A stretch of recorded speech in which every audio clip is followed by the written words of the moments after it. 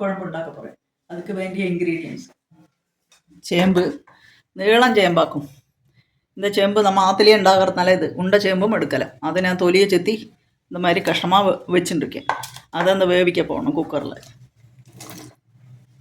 அது உப்பும் மஞ்சப்பொடியும் கொஞ்சம் கருவேப்பிலையும் போட்டு வேவிக்க வைக்கிறேன்.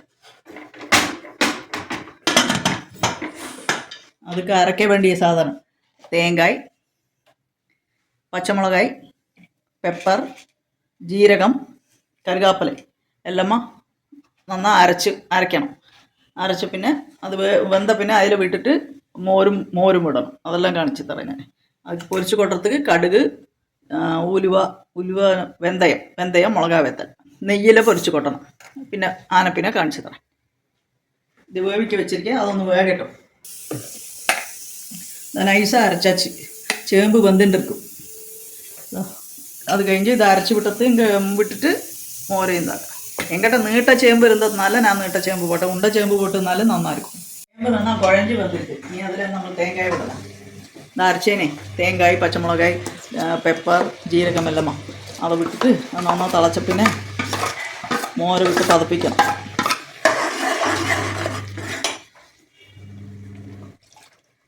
இது நல்லா திളക്കட்டும். இதோட பச்சை மிளகாய் எல்லாம் போகணும். കൂട്ടാനൊക്കെ വേണ്ട ബാക്കി ഉപ്പയും പോടണം.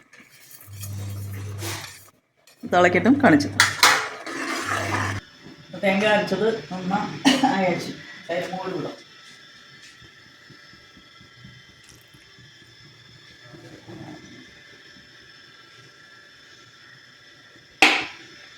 എന്താ നെയ്യ് പൊരിച്ച് കൊടർത്ത് വെച്ചിരിക്കാൻ. അതിലിതാ കടുക്, മെന്തിയ, മുളക് വെക്കാം.